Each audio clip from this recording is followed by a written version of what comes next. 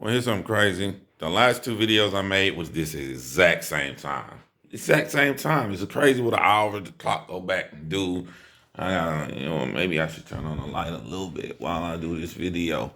Um, but it seems that Charlemagne has joined the conversation with Kanye West and his craziness, right? Kanye West and his craziness. Whew. Which is a good thing because I forgot one key point to mention in my last video about Pete Davidson and Kanye West. So basically, D.L. Hewley responded to Kanye West. Kanye West came out making threats on D.L. Hewley. If you want to see why Kanye West made threats, then simply go and watch the DJ Vlad interview that D.L. Hewley did. And to me, D.L. Hewley said some awesome things that I agree with in that video. He stuck on the subject of Kanye basically stalking Kim Kardashian. And this is where the fans confuse me, right? You have to be able to separate everything because Kanye West will take you with his mental illness and mix everything like a gumbo and confuse you. When you guys take up for Kanye West and like, yo, this man just trying to be there, trying to see his kids and be a dad. But he stalks Kim and tries to get her to date him again when they have filed for divorce. And I don't know, maybe the divorce is going through, talking about his last rant that he did after Pete Davidson went off on him. So, you have to, Kanye trying to be there for his kids, great. Fight it out, go to court. I have no problem with that. This whole you trying to get back with somebody who's not trying to be with you, you can't do that. You got to keep it separate. And so when D.L. Hewley was talking about what he was doing to Kim on that aspect, that subject, not trying to be a father, D.L. Hewley was correct. And I don't think nothing he said warranted Kanye West threatening him and doing all of this stuff and giving out his address. Kanye West, the second person, he's doxxed. You dox people on YouTube, you're an awful person. But Kanye West has doxed two people now, Drake and now D.L. Hewley, for having beefs with them. So I thought that was unwarranted. So back to what Charlemagne was basically saying in the interview. I'm going to tell you the part that I disagree with. I like the hypocrisy call out.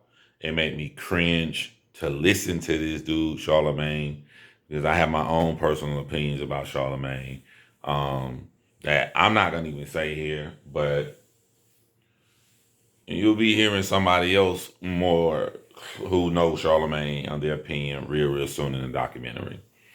But so I'm gonna go to the part where, well, I'll be unbiased, right? When he started talking about the hypocrisy, he was spot on.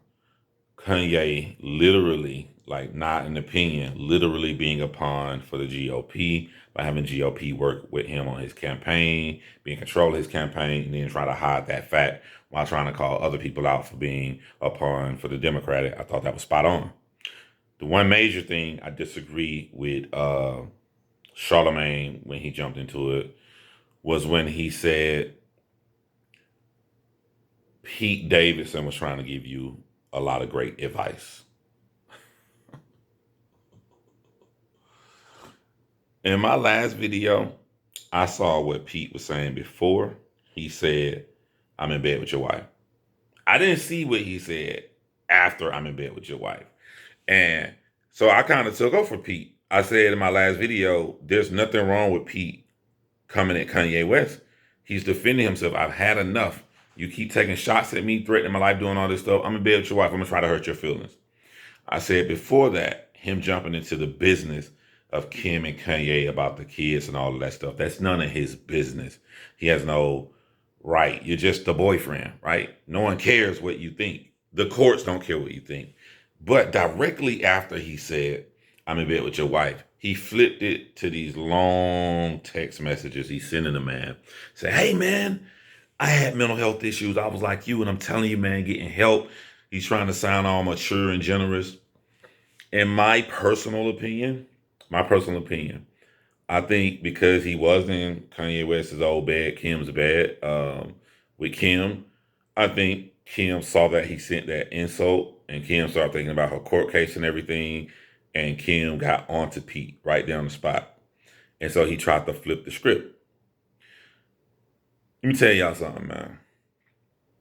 And we all know in black culture in our world, I don't like drawn out going back and forth. Like you're gonna get on my nerves. So I tend to go from level 1 directly to level 10. One way I know how to get to level 10, I tell someone to suck my wee wee.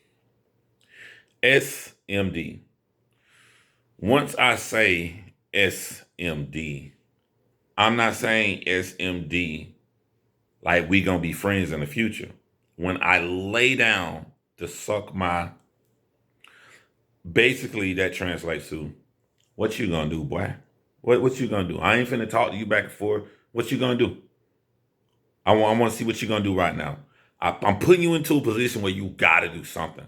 I just totally disrespected you. I have the right.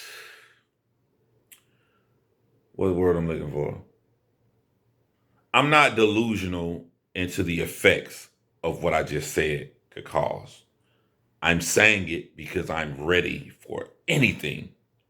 I would never tell a man SMD, suck my I would never tell somebody that and then turn around and be like, you know what I'm saying? But look, bro, we could have got past it though. That's all I'm saying. All I'm saying, like, come on, let's talk now. Let's talk. Let's be mature. No. I'm saying that because it's the end. We never talking again. I don't want to talk to you. I'm never talking to you. What you gonna do? When Pete Davidson said to a man who running around on the internet acting a fool, going crazy, stalking his ex that he wants really bad, I'm in bed with your wife. He ended any grounds of a mature discussion where a man gonna listen to him, not even in the future. But guys, this was the exact same conversation. You can't tell a man, I'm in bed with your wife that you know he wants back, and try to coach him and give him life advice. You literally muffle his ears and then start talking soft to him. He's not hearing nothing you said. Proof of this is in Kanye West's responses. The always talkative, the always wordy Kanye West was down to one couple sentences, just short responses. Come to Sunday service. Come to Sunday service. That's if you want to see me, just come to Sunday. There was no more discussion, no back and there was nothing. It's gone. Once you put out that, you got to be ready for it. I'm saying Pete Davidson is justified in shooting that shot at him. I'm on Pete's side. He been throwing all these shots at you in the media. Throw a shot back at him. Teach him a lesson. But when you throw that shot back at him that hard like that, you are a delusion to think that you have any opportunity to have a mature conversation with this man to where he can listen to the struggles you went through mental health and how awesome it was with the help that you received. You literally, no pun intended, have lost your mind. So I thought that was crazy, and it was interesting that that's a point that Charlemagne dragged out. Like Charlemagne said, this man is sitting up here trying to help you, and Pete went through the struggle. He gave me all this great advice. Kanye, when Pete Davidson said, "I'm in bed with your wife," it was similar to the movie The Best Man. Kanye West was Morris Chestnut in the bathroom reading the fictitious book, and he's at the part where he's reading his best friend slept with his soon-to-be wife tomorrow. Earlier, when he got to that part, the entire bathroom turned red.